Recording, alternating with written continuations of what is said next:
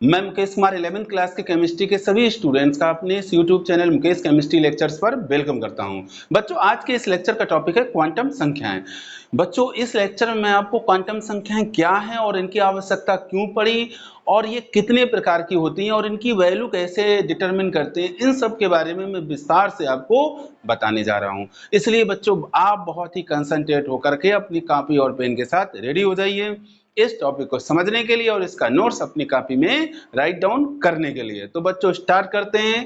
Quantum संख्याएं क्या होती हैं? सबसे पहले तो बच्चों, इलेक्ट्रॉन परमाणु के अंदर होता है, ये आपको बात पता है, लेकिन इलेक्ट्रॉन परमाणु के अंदर कहाँ होता है, ये हम कैसे स्टेप बाय स्टेप पता करें और उस इलेक्ट्रॉन की एनर्जी के बारे में जानकारी कैसे हम पता करें, इन सब के लिए कुछ विशेष प्रकार की संख्याओं की आवश्यकता होती है और इन्हीं विशेष प्रकार की संख्याओं को क्वांटम संख्याएं कहा जाता है। अब बच्चों, परमाणु के अंदर जब आप परमाणु के अंदर जाते हैं तो सबसे पहले आपको क्या मिलता है, इसको दिमाग से समझिएगा। बच्चों, जब आप परमाणु के अंदर इंटर करते हैं तो सबसे पहले आपको मिलता है कोश। क्या मिलता है बच्चों? कोश, जिसको कहते हैं सेल या जिसको कहते हैं मुख्य ऊर्जा स्तर। क्या बोलते हैं बच्चों? मुख्य ऊर्जा स्तर। एक बात बच्चों मैं आपको बता देना चाहता हूं कि इस लेक्चर में सबसे पहले हम टॉपिक को समझाएंगे, इसके बाद उसका नोट्स आपको बोर्ड पर उपलब्ध कराएंगे, इसलिए परेशान होने की आपको जरूरत नहीं है। पूरा फोकस सबसे पहले आप टॉपिक को समझने पर दीजिए, इसके बाद आपको नोट्स बोर्ड पर मिल जाएगा, परेशान मत होइएगा। तो मैंने क्या कहा, परमाणु के अंदर जाएंगे तो सबसे पहले आपको कोश मिलता है। कोश को हम सेल कहते हैं या मुख्य ऊर्जा स्तर कहते हैं। इसके अंदर बच्चों जब जाते हैं तो हमें मिलता है उपकोश। क्या मिलता है बच्चों? उपकोश। उपकोश को क्या कहते हैं? सब सेल। क्या बोला जाता है बच्चों? सब सेल या उप ऊर्जा स्तर। क्या बोलते हैं बच्चों? उप ऊर्जा स्तर। और बच्चों, जब हम उपकोश के अंदर जाते हैं तो हमें मिलता है कक्षक, और कक्षक को इंग्लिश में कहते हैं ऑर्बिटल। और बच्चों, एक कक्षक में 2 इलेक्ट्रॉन रहते हैं। इलेक्ट्रॉन कहाँ रहता है बच्चों? कक्षक में। और जो एक कक्षक होता है उसमें रहते हैं 2 इलेक्ट्रॉन, और एक घूमता है बच्चों दक्षिणावर्त दिशा में और दूसरा घूमता है बच्चों वामावर्त दिशा में। दक्षिणावर्त दिशा और वामावर्त दिशा, इसको बच्चों आपको समझना आना चाहिए। बच्चों देखो, दक्षिणावर्त जो होता है, दक्षिणावर्त, सारा आपका कंफ्यूजन यहां पर मैं अभी समाप्त किए दे रहा हूं। दक्षिणावर्त का मतलब बच्चों होता है क्लॉकवाइज, मतलब वो दिशा जिस दिशा में घड़ी की सुई घूमती है। बच्चों, घड़ी की सुई कैसे घूमती है? यूं घूमती है, इधर से इधर ऐसे घूमती है।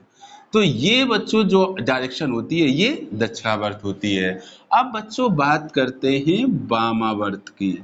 वामावर्त बच्चों क्या है? दक्षिणावर्त की ठीक विपरीत दिशा, यानी कि जिस तरफ घड़ी की सुई घूमती है उसका ठीक अपोजिट, यानी कि इसको हम बोलते हैं एंटी क्लॉकवाइज।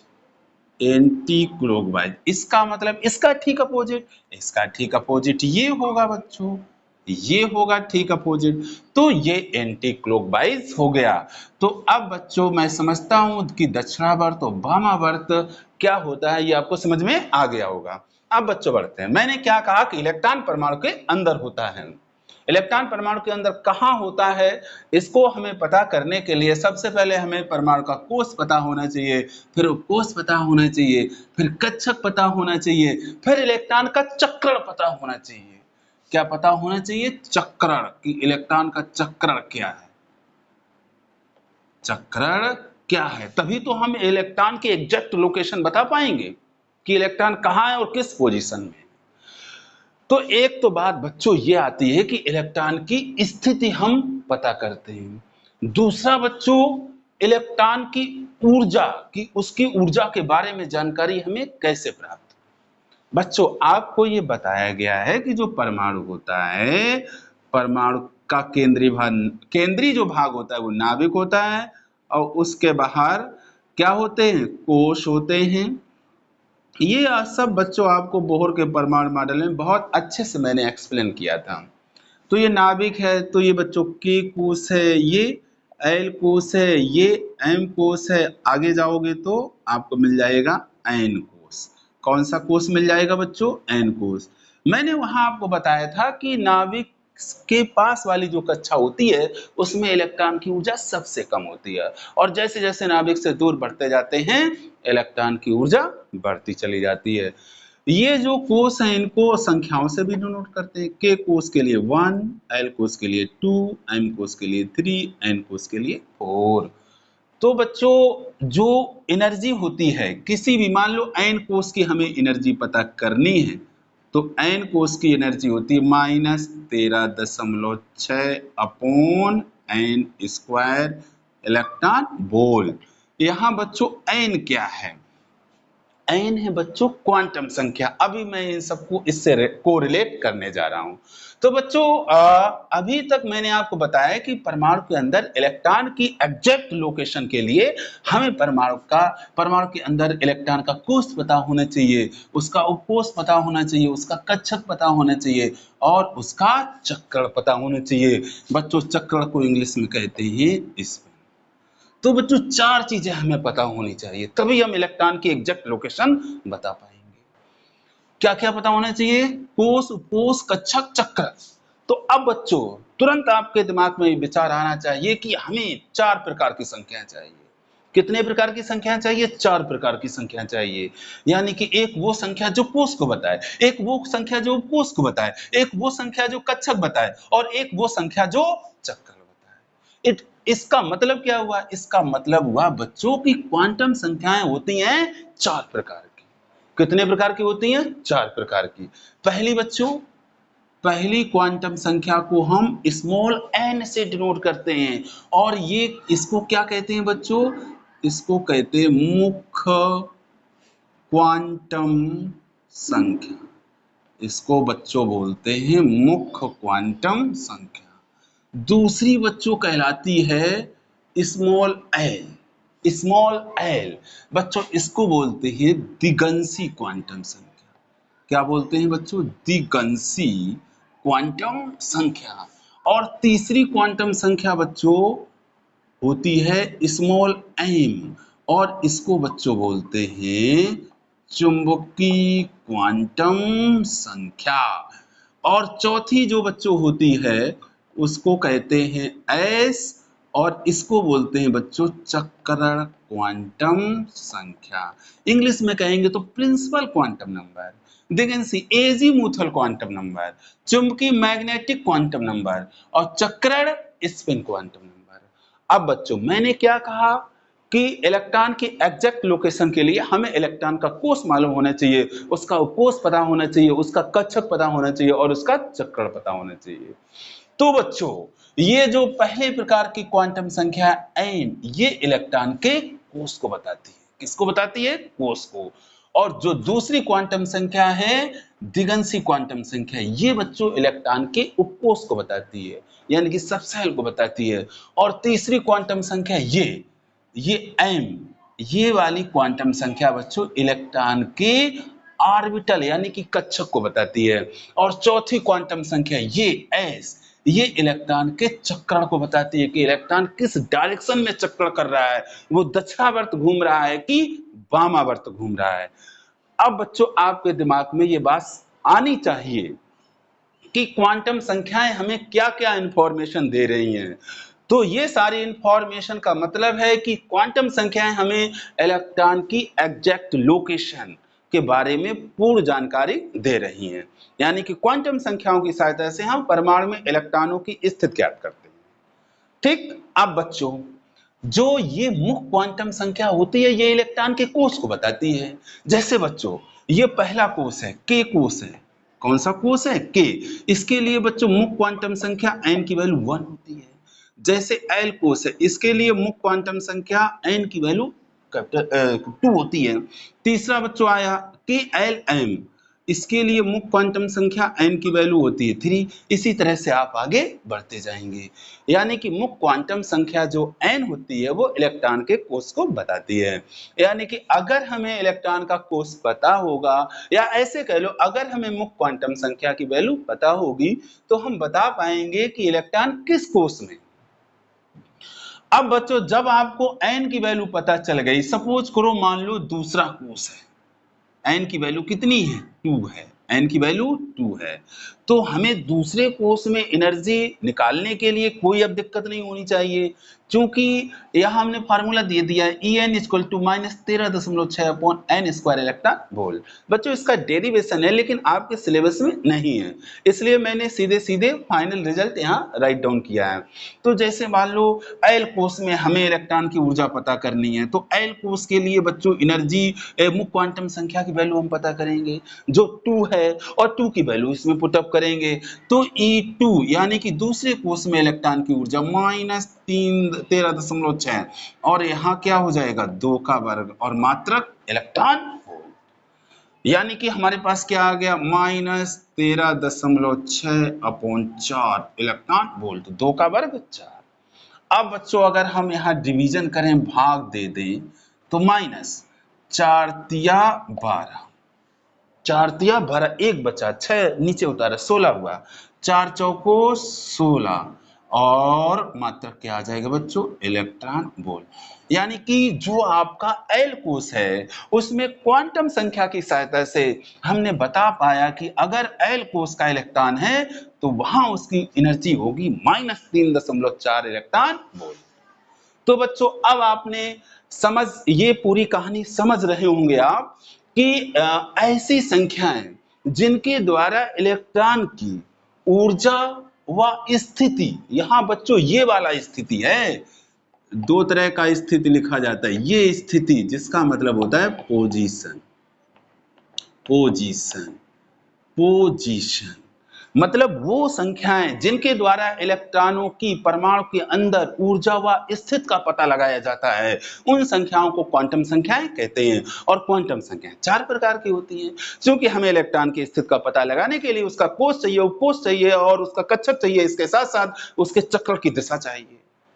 तो इट मींस क्वांटम संख्या 4 प्रकार की होती है। एक वो क्वांटम संख्या जो इलेक्ट्रॉन के कोष को बताएं, एक वो क्वांटम संख्या जो इलेक्ट्रॉन के उपकोष को बताएं, एक वो क्वांटम संख्या जो इलेक्ट्रॉन के कक्षक को बताएं, और एक वो क्वांटम संख्या जो इलेक्ट्रॉन के चक्र को बताएं। इट मींस कोष वाली क्वांटम संख्या मुख्य क्वांटम संख्या जिसको स्मॉल n से लिखते हैं, उपकोष वाली क्वांटम संख्या दिगंशी क्वांटम संख्या जिसको स्मॉल l से लिखते हैं, चुंबकीय क्वांटम संख्या जो इलेक्ट्रॉन के कक्षक को बताती है उसको स्मॉल m से लिखते हैं, चक्कर क्वांटम संख्या जो इलेक्ट्रॉन के चक्कर को बताती है उसको स्मॉल s से लिखते हैं। और आपने देखा कि मुख्य क्वांटम संख्या के द्वारा हम कोष में इलेक्ट्रॉन की ऊर्जा आसानी से निकाल सकते हैं। तो अब बच्चों इसका आप स्क्रीनशॉट लो, फिर इससे रिलेटेड जितनी कहानी मैंने आपको बताई है इसको मैं बोर्ड पर राइट डाउन करने जा रहा हूं, और इसके बाद मैं आपको बताऊंगा कि इन क्वांटम संख्याओं के वैल्यूज, इन क्वांटम संख्याओं के मान हम कैसे आसानी से निकाल सकते हैं। तो बच्चों चाहो तो इसका स्क्रीनशॉट ले लो, इसके बाद मैं इसकी डेफिनेशन बोर्ड पर राइट डाउन करने जा रहा हूं। अब बच्चों इसे मैं एक बार रीड किए दे रहा हूं, इसके बाद आप अपनी कॉपी में राइट डाउन कर लीजिए। क्वांटम संख्या जिन संख्याओं के द्वारा परमाणु में इलेक्ट्रॉन की ऊर्जा व स्थिति पोजीशन का वर्णन किया जाता है उन्हें क्वांटम संख्याएं कहते हैं। आधुनिक विचारों के अनुसार परमाणु में इलेक्ट्रॉन की ऊर्जा व स्थिति का वर्णन करने के लिए 4 संख्याओं की आवश्यकता पड़ती है, अतः क्वांटम संख्या 4 प्रकार की होती हैं। नंबर फर्स्ट मुख्य क्वांटम संख्या principal quantum number, number second दिगंशी क्वांटम संख्या azimuthal quantum number, number third चुंबकीय क्वांटम संख्या मैग्नेटिक क्वांटम नंबर, नंबर 4 चक्र क्वांटम संख्या spin quantum number. Number first मुख्य क्वांटम संख्या वह क्वांटम संख्या जो इलेक्ट्रॉन के कोष, शैल या मुख्य ऊर्जा स्तर को प्रदर्शित करती है मुख्य क्वांटम संख्या कहलाती है। इसे संकेत स्मॉल n से प्रदर्शित करते हैं। स्मॉल n का मान 0 के अतिरिक्त कोई भी पूर्णांक हो सकता है। n के संभावित मान n = 1 2 3 4 5 6 ... इनफाइनाइट, कोई भी पूर्णांक हो सकता है। स्मॉल n का मान इलेक्ट्रॉन कोष के आकार इट मीन साइज को निर्धारित करता है। बहुत ही इंपॉर्टेंट बात है कि n का मान इलेक्ट्रॉन कोष के आकार को निर्धारित करता है। ये क्वेश्चन अक्सर कर पूछा जाता है कि मुख्य क्वांटम संख्या का मान क्या निर्धारित करता है, तो मुख्य क्वांटम संख्या का मान इलेक्ट्रॉन कोष के आकार को निर्धारित करता है। अब बच्चों nवें कोष में इलेक्ट्रॉन की ऊर्जा En = -13.6/n² इलेक्ट्रॉन वोल्ट, जहां n = मुख्य क्वांटम संख्या। अब बच्चों आप इसका स्क्रीनशॉट लेके अपनी कॉपी में नोट करें। अब बच्चों मैं आपको बताने जा रहा हूं कि दिगंशी क्वांटम संख्या की डेफिनेशन क्या है और इसके वैल्यूज कैसे डिटरमिन करते हैं। ध्यान से समझिएगा बच्चों, जैसा कि मैंने आपको स्टार्टिंग में समझाया कि दिगंशी क्वांटम संख्या इलेक्ट्रॉन के उपकोष यानी कि उप ऊर्जा स्तर यानी कि सब सेल को प्रदर्शित करती है और इसको संकेत L से प्रदर्शित करते हैं और स्मॉल l के मान यानी कि L के मान n के मानों पर निर्भर करते हैं। और इसके मान क्या हो सकते हैं बच्चों, इसके मान होते हैं 0 से n-1 तक। देखिए बच्चों, स्मॉल l के संभावित मान, स्मॉल l के संभावित मान क्या होते हैं बच्चों, 0 से n-1 तक। अब इसको बच्चों आपको समझना कैसे है, जैसे बच्चों मैं ये कहूं यदि n = 1 मतलब n की वैल्यू 1 है, तब L = बच्चों L हमेशा 0 से स्टार्ट होगा और n-1 तक, यहाँ n की वैल्यू रखो, n की वैल्यू रखने पर जो रिजल्ट आता है वहीं तक इसका मान जाएगा। किसका मान, L का मान। तो यहाँ अगर बच्चों n = 1 रख दें तो 1 - 1 = 0 यानी कि 0 से 0 तक, इट मीन्स L की वैल्यू होगी 0।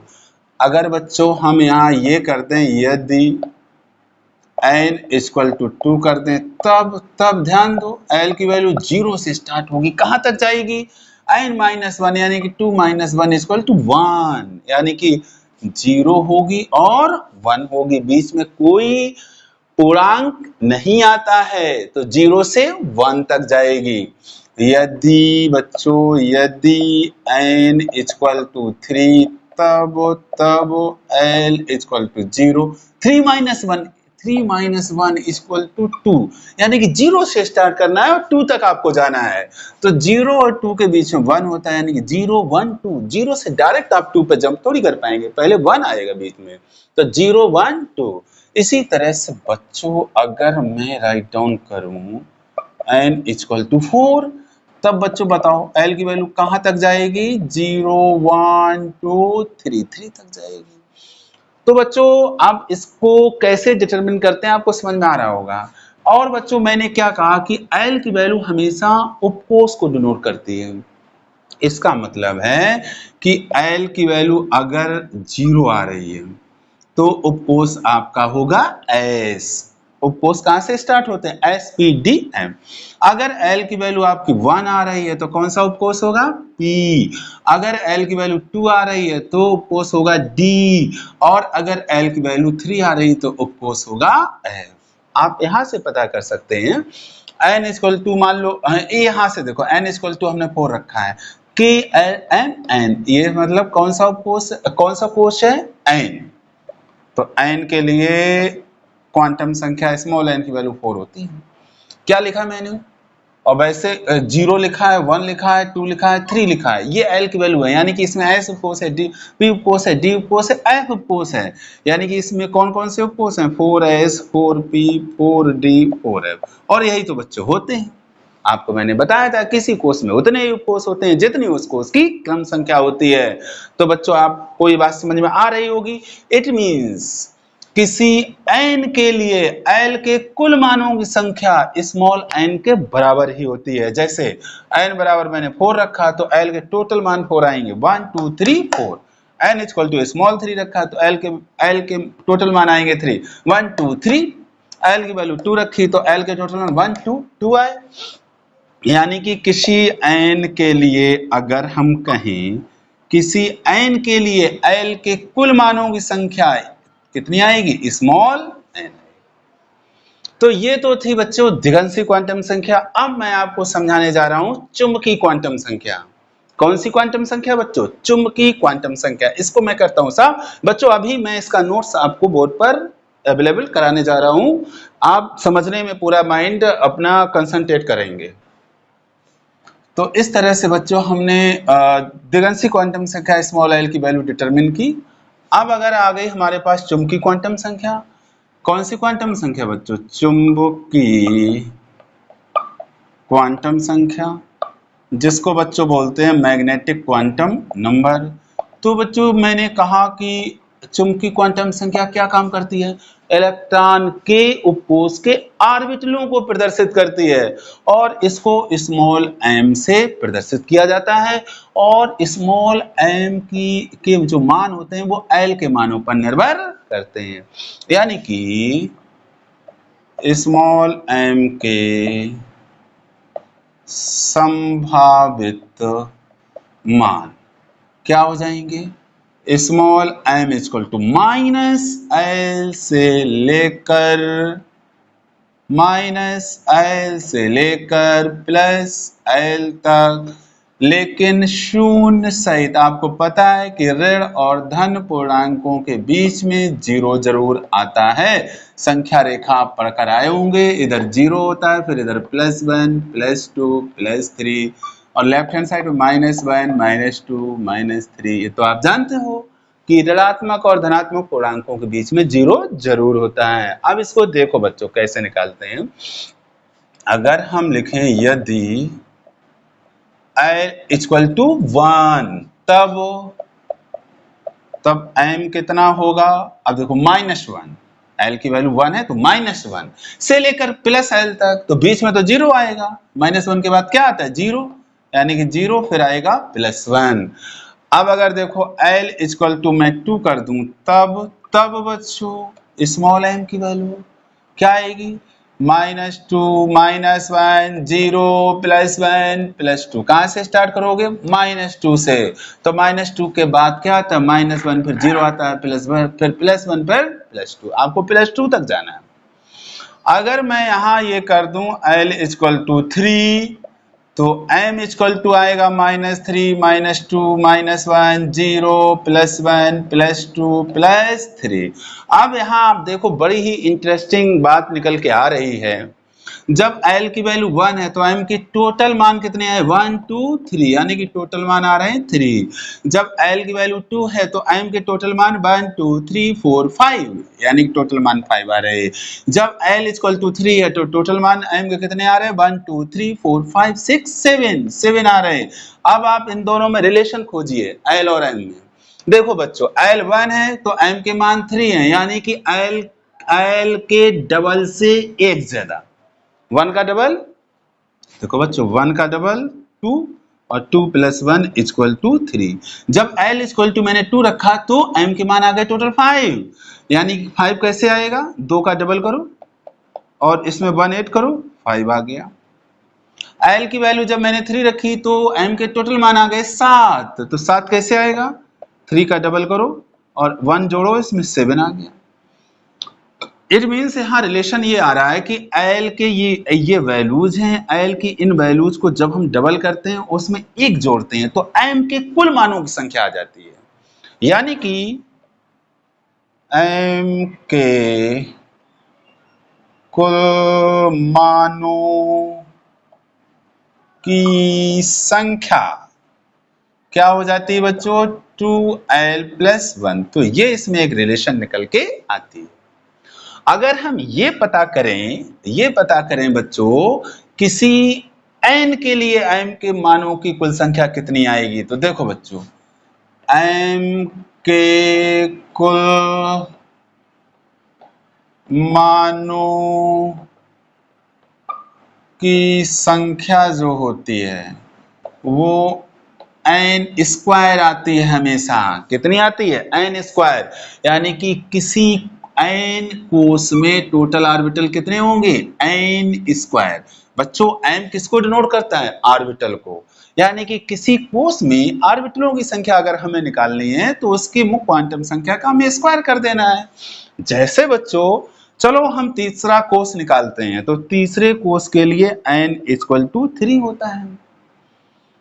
n इक्वल टू 3, तो इसमें बच्चों उपकोष कौन कौन होगा? 3s 3p 3d। जैसा कि अभी मैंने आपको बताया कि किसी कोष में उतने ही उपकोष होते हैं जितनी उस कोष की क्रम संख्या होती है।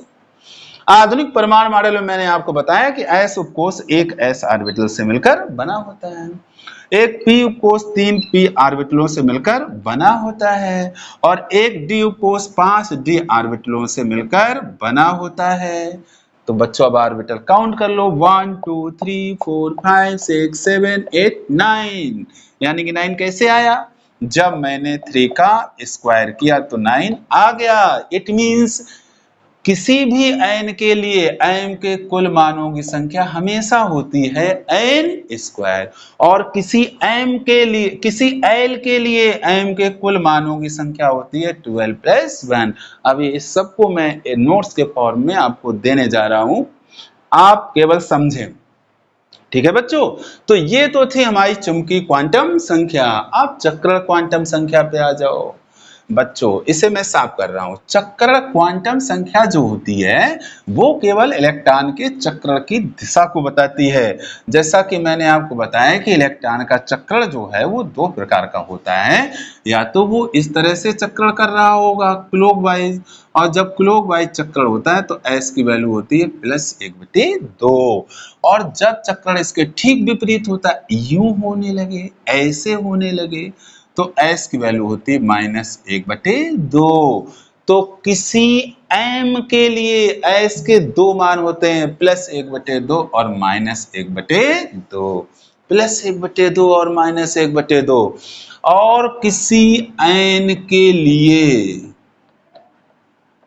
किसी n के लिए s के मानों की कुल संख्या बच्चों हमेशा होती है 2n स्क्वायर, 2n स्क्वायर। ठीक बच्चों, अब अगर आपको ये पूरा मैंने समझाया है, अभी मैं नोट्स आपको इसका अवेलेबल कराने जा रहा हूं, उससे पहले मैं आपको एक क्वेश्चन दे दूं जिससे आपको ये पूरा जितनी मैंने कहानी समझाई है ये आपको एकदम क्लियर हो जाए। तो पहले क्वेश्चन देख लो बच्चों। क्वेश्चन मैं आपको एक अच्छा सा देने जा रहा हूं। देखिए बच्चों, क्वेश्चन है n = 3 के लिए, n = 3 के लिए कौन कौन सी बची क्वांटम संख्या है? l m व s के मान ज्ञात कीजिए, इनके मान ज्ञात कीजिए। n = 3 के लिए l m व s के मान ज्ञात कीजिए। देखो बच्चों कैसे इसको सॉल्व करेंगे, सॉल्यूशन।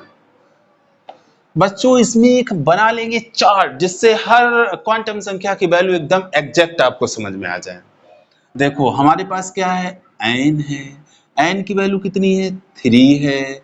फिर इसके बाद मैं निकालूंगा l, फिर निकालूंगा m और फिर निकालूंगा s। जैसा कि मैंने आपको बताया था बच्चों, l की वैल्यू क्या होती है? 0 से n-1 तक। तो देखो बच्चों यहाँ n है हमारा 3, तो यहाँ 3 रखो, 3 - 1 यानी कि 2 आ जाएगा। तो l की वैल्यू कहाँ से कहाँ तक आएगी? 0 से 2 तक, यानी कि 0 1 2 0 1 2। तो यानी कि यहाँ पर जो l के मान है वो 3। कौन कौन है बच्चों? एक तो 0 आ रहा है, दूसरा 1 आ रहा है और तीसरा 2 आ रहा है। ठीक है बच्चों, समझ में आ रहा होगा आपको। इसके आ जाएंगे ये 3 वैल्यूज आ जाएंगी, किसकी? l की। अब बच्चों m पर आ जाओ जरा। m के लिए मैंने लिखाया था -l से लेकर कहां तक बच्चों? +l तक। -l से लेकर प्लस तक, साथ में लिखा था 0 सहित। अब देखो जब l 0 है तो इसमें कोई दिक्कत ही नहीं, तो m भी 0 हो जाएगा, यानी कि -0 से +0 तक, यानी कि 0। यानी कि जब l 0 है तो m की वैल्यू 0। अब बच्चों l यहाँ पर 1 है, तो m की वैल्यू -1 से लेकर +1 तक जाएगी, लेकिन आपको पता है बीच में 0 भी आता है, यानी कि -1 0 +1, यानी कि यहाँ पर m की वैल्यू टोटल आ गई हमारी, कितनी आ गई बच्चों? 3 आ गई। कितनी आ गई? इसको बढ़िया ढंग से लिख देते हैं, -1 0 और +1।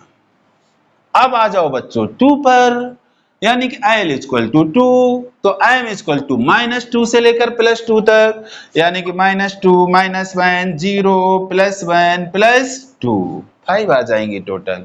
राइट डाउन करते हैं, जितने भी आए हमें तो राइट डाउन करने से मतलब है।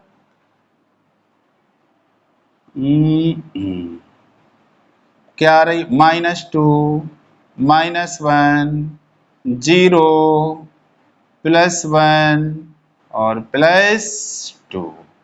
ठीक, इतनी बात आ रही होगी आपको समझ में। अब आते हैं s पर। जैसा कि मैंने आपको बताया, प्रत्येक m के लिए s के 2 मान होते हैं, +½ और -½ या मैं दोनों को एक साथ लिखूंगा, यानी कि पहले प्लस लगाऊंगा फिर उससे माइनस लगा दूंगा, तो +-½ यानी कि +½ भी इसमें शामिल हो गया और -½ भी शामिल हो गया।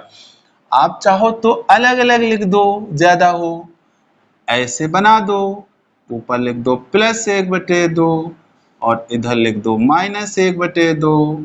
ठीक है, लेकिन इसको ऐसा करने से काफी कॉम्प्लिकेटेड राइटिंग आपकी हो जाएगी, हो सकता है आपको समझ में भी ना आए, तो मैंने इसका तोड़ निकाला। इसको ऐसे लिखो +-½ तो सभी के लिए +-½ +-½ s की वैल्यू, तो सभी में लिखते जाएंगे +-½ +-½ +-½ +-½ और +-½ ठीक।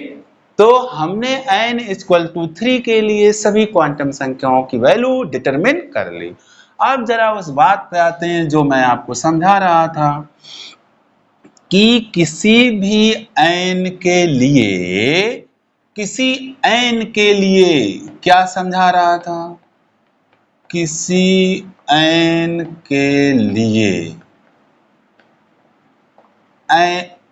l के मानों की कुल संख्या हमेशा कितनी होती है? n, और m के मानों की कुल संख्या होती है हमेशा n², और s के मानों की कुल संख्या होती है 2n²। अब यहाँ इसका प्रूफ देख लो बच्चों, यहाँ n इक्वल टू 3 है। अब l के मानों की कुल संख्या देखो यहाँ कितनी है, 1 2 3, यानी कि 3 आ गई। अब m के मानों की कुल संख्या देखो, काउंट करो, 1 2 3 4 5 6 7 8 9, 9 आ गई। 9 क्या होता है? 3 का स्क्वायर। अब s के मानों की कुल संख्या देख लो, s के मानों की कुल संख्या काउंट करो, 1 2। अब यहाँ बच्चों सब डबल डबल बार है, यानी कि 1 2 3 4 5 6 7 8 9, 9 दूनी 18, और इसको हम लिख सकते हैं 2 और 3 का स्क्वायर। बच्चों आप देखो, ये और ये मैचिंग हो रही है, एकदम मैचिंग हो रही है। तो इस तरह से बच्चों क्वांटम संख्याओं की वैल्यू हम निकाल सकते हैं, और बहुत सारी प्रॉब्लम्स इससे सॉल्व हो जाती हैं जो मैंने आज आपको ये सब समझाया है। तो अब मैं इसका नोट्स आपको बोर्ड पर अवेलेबल कराने जा रहा हूँ, और ये क्वेश्चन का स्क्रीनशॉट आप ले लीजिए, अपनी कॉपी में नोट कर लीजिए। अब बच्चों मैं दिगंशी क्वांटम संख्या को रीड किए दे रहा हूँ, इसके बाद आप इसका स्क्रीनशॉट लेके नोट कर लीजिएगा। वह क्वांटम संख्या जो इलेक्ट्रॉन के उपकोष्ठक सेल या उप ऊर्जा स्तर को प्रदर्शित करती है दिगंशी क्वांटम संख्या कहलाती है। इसे संकेत स्मॉल एल से प्रदर्शित करते हैं। स्मॉल एल के मान मुख्य क्वांटम संख्या स्मॉल एन पर निर्भर करते हैं। किसी एन के लिए एल के मान 0 से n-1 तक होते हैं। एल के संभावित मान एल इक्वल टू 0 से n-1 तक। यदि n इक्वल टू 1 तब एल इक्वल टू 0, यदि n इक्वल टू 2 तब एल इक्वल टू 0,1, यदि n इक्वल टू 3 तब एल इक्वल टू 0,1,2। जिन उपकोषों के लिए एल के मान क्रमशः 0, 1, 2, 3, 1, 2 व 3 होते हैं उन्हें क्रमशः एसपी, डी व एफ उपकोष कहते हैं। जैसा कि मैंने यहाँ राइट डाउन कर दिया, ये बच्चों बहुत इंपॉर्टेंट फैक्ट है। अगर L0 तो S उपकोष, अगर L1 तो P उपकोष, अगर L2 तो D उपकोष, अगर L3 तो F उपकोष। किसी n के लिए स्मॉल l के मानों की कुल संख्या स्मॉल n होती है और l का मान इलेक्ट्रॉन कोष के आकृति को निर्धारित करता है। ये भी बच्चों बहुत इंपॉर्टेंट फैक्ट है, इससे संबंधित क्वेश्चन जरूर पूछ दिया जाता है कंपटीशन में। अब बच्चों स्क्रीनशॉट लें इसका। अब बच्चों में चुंबकीय क्वांटम संख्या को रीड किए दे रहा हूं, इसके बाद नोट कर लीजिएगा। चुंबकीय क्वांटम संख्या, मैग्नेटिक क्वांटम नंबर, वह क्वांटम संख्या जो इलेक्ट्रॉन के कक्षकों ऑर्बिटल्स को प्रदर्शित करती है, चुंबकीय क्वांटम संख्या कहलाती है। इसे संकेत स्मॉल m द्वारा प्रदर्शित करते हैं। m के मान दिगंशीय क्वांटम संख्या l के मान पर निर्भर करते हैं। किसी l के लिए m के मान -l से लेकर +l तक शून्य सहित होते हैं। m के संभावित मान m = -l से लेकर +l तक शून्य सहित। यदि l = 0 तब m = 0, यदि l = 1 तब m = -1 0 + 1, यदि l = 2 तब m = -2 -1 0 + 1 + 2। किसी l के लिए m के मानों की कुल संख्या = 2l + 1। किसी n के लिए m के मानों की कुल संख्या = n²। और ये बच्चों बहुत इंपॉर्टेंट फैक्ट लिखा है, m का मान इलेक्ट्रॉन ऑर्बिटलों के अभिविन्यासों, इट मींस ओरिएंटेशन को निर्धारित करता है। अब बच्चों इसका स्क्रीनशॉट लेकर नोट करें। आप देखिए बच्चों, स्पिन क्वांटम नंबर, चक्कर क्वांटम संख्या, वह क्वांटम संख्या जो इलेक्ट्रॉन के चक्कर की दिशा को प्रदर्शित करती है, चक्कर क्वांटम संख्या कहलाती है। इसे संकेत ऐसे प्रदर्शित करते हैं, इलेक्ट्रॉन के चक्कर की दिशा दक्षिणावर्त या वामावर्त हो सकती है। किसी m के लिए s के मान +½ और -½ होते हैं। किसी n के लिए s के मानों कुल संख्या 2n²। बच्चों clockwise s = +½ anti clockwise s = -½ note करें बच्चों इसको।